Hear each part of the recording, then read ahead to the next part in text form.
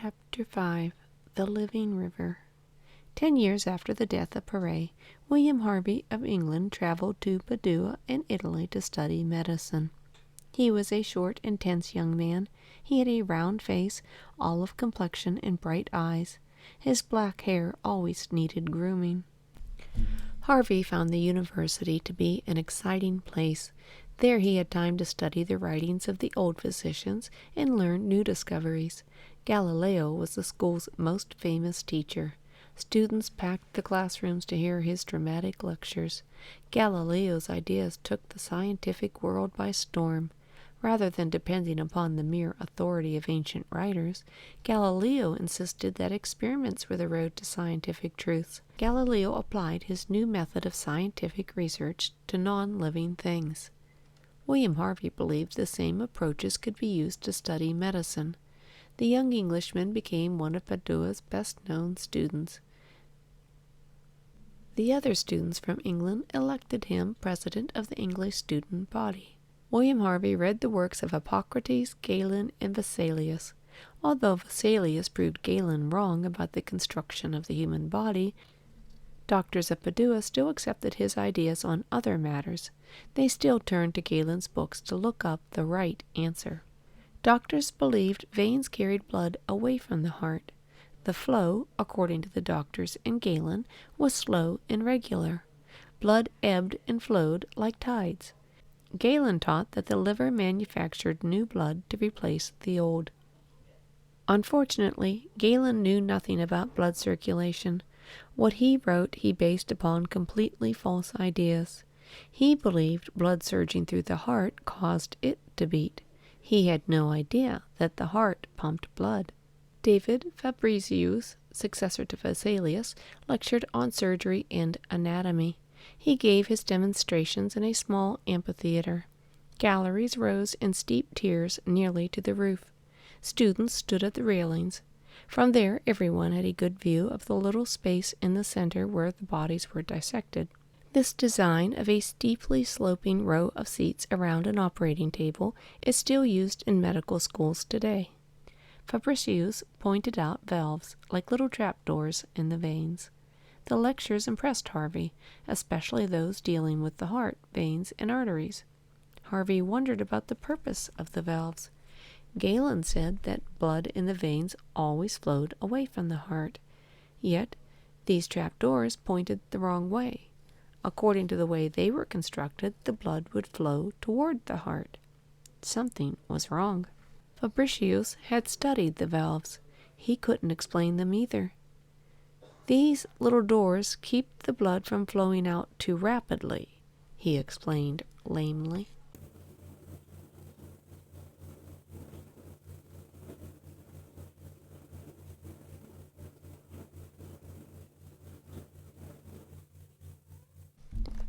In 1602, William Harvey earned his medical degree and returned to England. He married and began a successful medical practice in London. He continued to be fascinated by the problem of the heart and the blood flow. After 10 years of study, he had not solved the mystery to his satisfaction.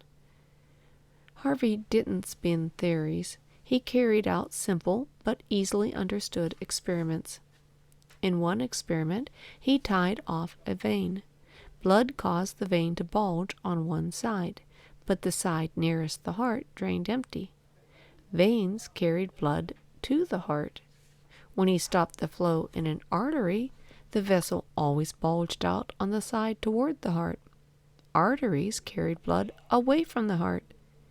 He calculated that in 1 hour the heart pumps 7 gallons of blood. The liver couldn't possibly make that much blood in an hour. The ancient physician Galen was wrong again. Blood had to be reused. It couldn't just fade away. Blood must move in a closed path. It circulates.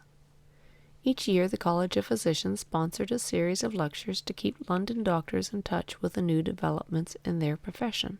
In 1616, the College of Physicians invited William Harvey to speak. He lectured upon the circulation of blood.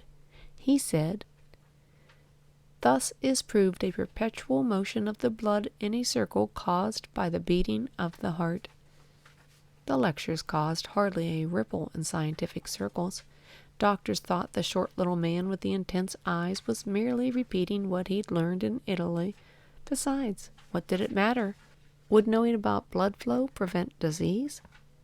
We know now, of course, that blood is the river of life. The average human body contains about 6 quarts of blood. During its circuit, blood passes through the lungs where it absorbs oxygen. It passes along the stomach and intestine where it absorbs food.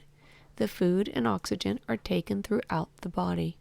Cells accept the nutrients and discharge waste products into the blood. The blood circulates through the kidneys to be purified. Doctors could not get very far in their war against physical disorders unless they understood circulation of the blood.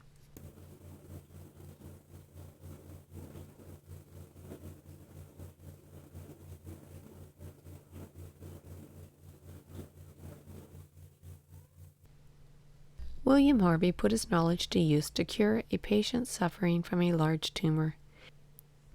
He tied off the arteries supplying blood to the growth. It withered away. William Harvey published his findings in a little 72-page book printed on thin, cheap paper. On the Motion of the Blood was printed in Holland and sold in Germany at the famous Frankfurt Book Fair. In the book, Harvey stated that the heart, a strong bundle of muscles, was a pump. Each of its quick clutching motions drove blood outward through the arteries. When the heart relaxed, blood from the veins flowed back in to fill it again. How does blood flow from arteries to veins? Doctors asked. Harvey admitted the truth. I have never been able to trace any connection between arteries and veins. Both arteries and veins divide and subdivide into finer and finer vessels. The connections exist, but they are too small to see. Like many great books on the motion of the blood, first suffered vicious attacks. Harvey met bitter ridicule. Doctors who envied him proved him wrong by quoting from Galen. They said he had a cracked brain, and they frightened away his patients. Harvey lived to be 80 years old, long enough to see his work taken seriously. During his old age, the circulation of blood became accepted as the true picture. Even then, no connections had been found between arteries and veins. Fellow doctors elected him president of the College of Physicians. He decided not to serve. His book took its place with Fabric by Vesalius as one of the greatest medical books ever written. The final piece of the puzzle fell into place just 4 years after Harvey's death. In 1661, an Italian physician named Marcello Malpighi put the recently invented microscope into use. He examined a slice of lung from a frog. There, as Harvey predicted, were tiny blood vessels that connected the arteries to the veins. Malpighi named the tiny tubes capillaries. The way Harvey arrived at his discovery is as important as the discovery itself. He didn't build air castles out of idle speculation. He based his answers upon hard scientific experimentation. He proved that blood moved in a closed path. He showed the exact path over which it moved. His discovery of the circulation of the blood is considered one of the 10 most important events in medicine. In fact, many people consider it to be the greatest of all medical discoveries.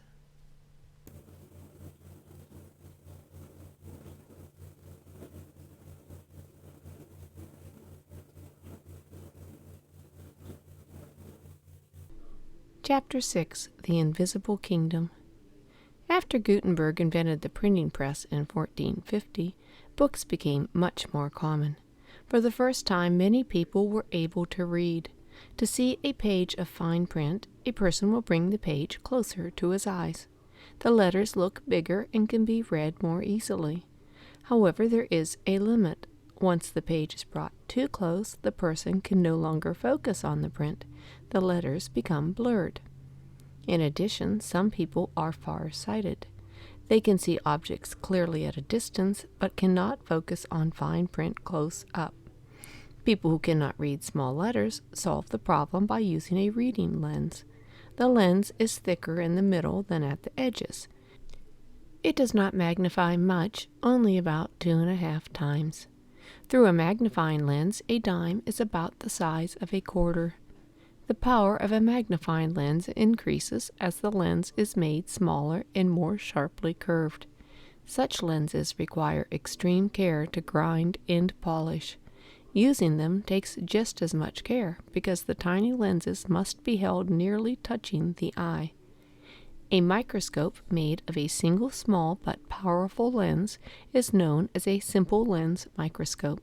The word microscope is from micro, meaning small, and scope, meaning to see. The greatest maker and user of simple lens microscopes was Antony von Leeuwenhoek. He was not a professional scientist at all. He was completely self-taught. Perhaps it was just as well. Science during this time was pretty much filled with nonsense. Antony von Leeuwenhoek was born in 1632 in Delft, Holland. While still a boy, Antony's father died. Antony left school at 16 to be an apprentice in a dry goods store in Amsterdam. At age 21, he returned to Delft to open a dry goods store of his own. Later, he was appointed janitor of the city hall. His business brought him a comfortable income. In his spare time, he made microscopes, the best in the world. He kept after his hobby with a single-minded determination for more than 50 years. He examined everything that he came across: cloth, hair, skin, fish scales, the wings of butterflies, and pieces of cork. He left his favorite subjects mounted in front of his lens. When he wanted to look at another object, he ground another lens. He made about 550 microscopes in all. Antony wrote about his discoveries not in learned Latin, but in everyday Dutch. It was the only language he knew. The letters were chatty with personal details. In 1674, he sent a letter to the Royal Society of England. The learned men of the Royal Society couldn't make head nor tails of his work at first, but once they got past the casual format, it became clear that the man knew what he was talking about. The Royal Society urged Leeuwenhoek to keep them informed of all of his activities.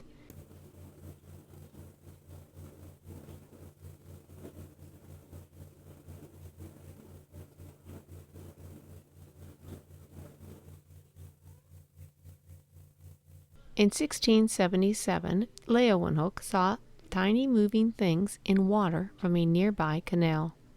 They could not be seen with eyes alone. He sat back astonished. This couldn't be.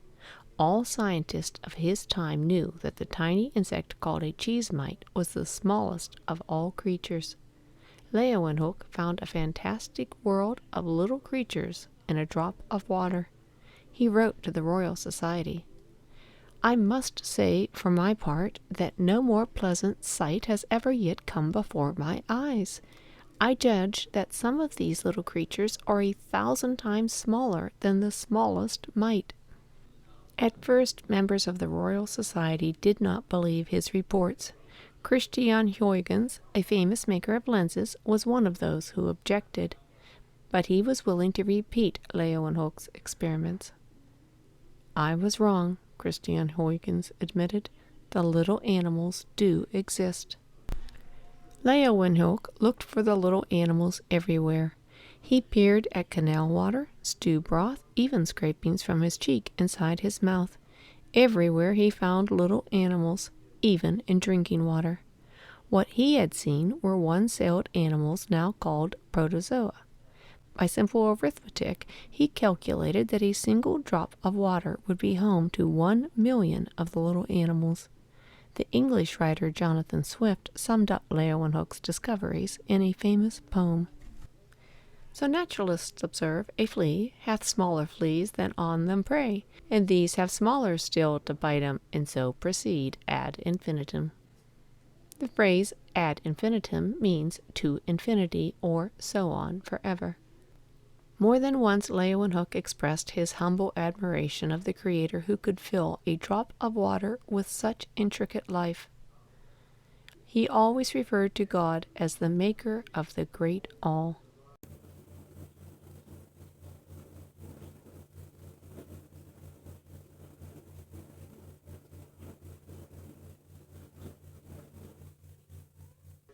In 1683, Leeuwenhoek made extremely powerful lenses no bigger than a pinhead. These lenses gave magnification of 200 times. At the very limit of their power, he saw little rod-shaped bodies that moved and grew. They were even smaller than the little animals. Leeuwenhoek's discoveries made him famous.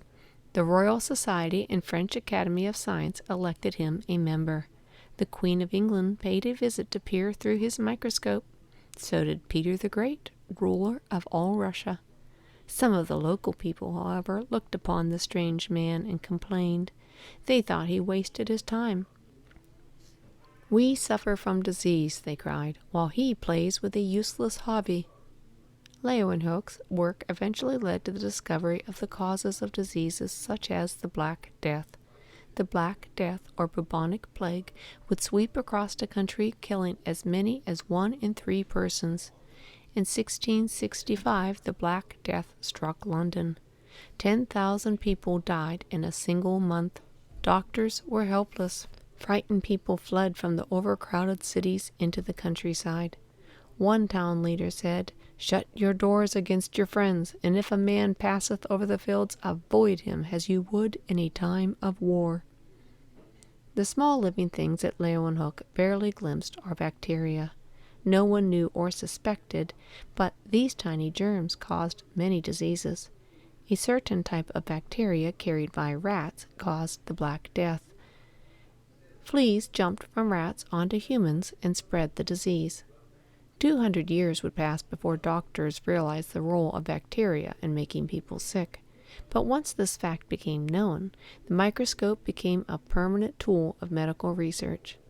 Leeuwenhoek pursued his hobby for 50 years until his death at age 90. He kept the Royal Society informed. He wrote hundreds of letters to them. What made Leeuwenhoek so special?